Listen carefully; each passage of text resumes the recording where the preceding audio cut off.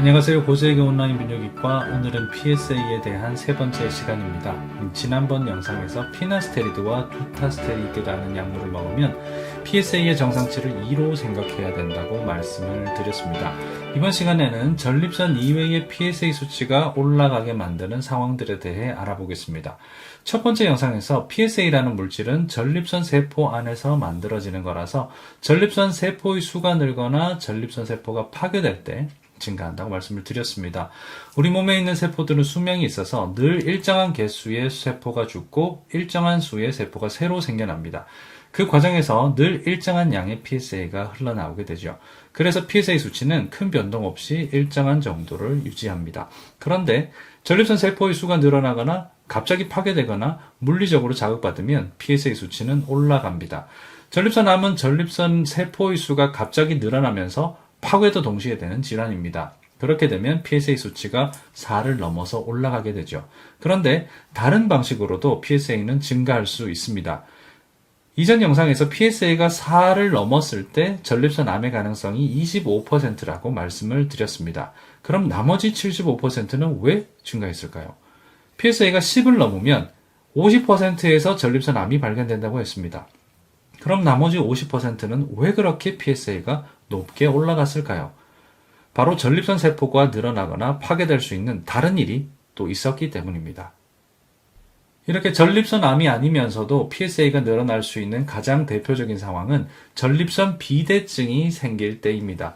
여러분, 전립선 비대증이라는 질환은 전립선이 남성 호르몬의 자극을 받아서 점점 자라는 질환입니다. 남자는 폐경이 없기 때문에 꾸준하게 남성 호르몬이 공급되죠. 그럼 전립선은 평생에 걸쳐서 조금씩 자라나게 되고 결국 대부분의 사람들에서 정상 크기를 넘게 됩니다. 전립선 크기가 보통 20cc가 넘으면 비정상이라고 판단하는데요. 어떤 분들은 정상의 서너 배를 넘기는 60cc, 80cc까지 자라기도 합니다. 이렇게 전립선이 커지면 전립선 세포의 수도 당연히 많아집니다. 그리고 그로 인해 전립선암이 없어도 PSA 수치는 4를 넘길 수가 있습니다. 두 번째로 전립선에 감염이 생기거나 염증이 생기면 PSA 수치는 올라갑니다. 전립선은 요도를 감싸고 있는 기관이라서 요도를 통해 언제든지 세균이 침범할 수 있습니다. 세균이 침범해서 전립선 속에 염증을 만들면 전립선 세포들이 파괴됩니다. 그때 PSA 수치가 급격하게 올라갑니다. 다행히 이런 경우는 항생제를 잘 사용하면 수치가 떨어집니다. 그래서 요로 감염이나 전립선에 감염이 의심되는 사람이 PSA가 높아져 있으면 바로 조직 검사를 하지 않고 항생제를 쓰면서 PSA가 떨어지는지를 지켜봅니다. 물론 감염이 사라졌는데도 PSA가 높아져 있다면 전문의는 조직 검사에 대한 가능성을 생각하게 됩니다. 세 번째로 급성요폐가 발생하면 전립선 수치가 올라갈 수 있습니다. 급성요폐라는 것은 전립선이 굉장히 커져 있어서 어느 순간 소변이 거의 나오지 않는 상황을 말합니다. 하지만 비대증이 아니어도 요폐는 생길 수 있습니다. 간혹 전립선에 급성 감염이 생기면 전립선이 빠르게 부어올라서 급성요폐가 생기기도 합니다. 이렇게 요폐가 생겨 소변을 거의 볼 수 없으면 방광 속의 압력이 올라가게 되고 억지로 소변을 보기 위해 자꾸 배에 힘을 주기 때문에 전립선에 물리적인 압력이 가해집니다. 물리적인 자극은 전립선 세포의 파괴로 이어지고 결국 PSA가 올라가게 되죠. 질병이 없어도 PSA는 증가할 수 있습니다. 전립선 검사 하루 전에 사정을 하면 PSA가 높아질 수 있습니다. 사정이라는 과정을 한번 생각해 보세요. 사정은 정낭 속과 전립선 속에 있는 액체가 물리적으로 한꺼번에 밖으로 팍 쏟아지는 현상입니다.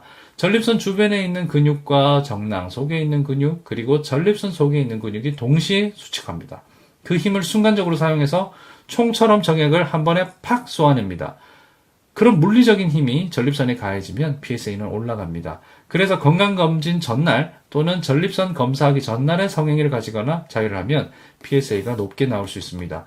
그러니 비뇨의학과에서 전립선 검사를 받기 전날이거나 건강검진 전날일 때는 성생활을 피하는 게 좋겠습니다. 여러분들, PSA가 올라가 있다 말씀드리면 무조건 암이라고 생각하고 절망하시는 분들이 많습니다. 그 마음 당연히 그리고 충분히 이해합니다. 하지만 PSA는 이렇게 다양한 이유로 올라갈 수 있습니다. 그러니 PSA가 올라갔다는 이야기를 들으셨다고 처음부터 너무 좌절하지 마시고요. 전문의와 상담과 검사를 통해서 얼른 원인을 밝히시고 그에 따라 차분히 해결해 나가시면 좋겠습니다. 물론 전립선암이 아니라도 PSA가 올라갈 수 있다고 검사 결과를 무시하면 절대 안 됩니다. 반드시 검사를 받고 암의 유무를 밝혀야 합니다. 그것만은 몇 번을 강조해도 지나치지 않습니다. 전립선암은 굉장히 급증하고 있는 암이지만 빠르게 조치하면 완치에 가까운 결과를 얻을 수 있습니다. 게다가 빠르게 수술하면 빠르게 수술할수록 성기능에 영향을 주지 않습니다.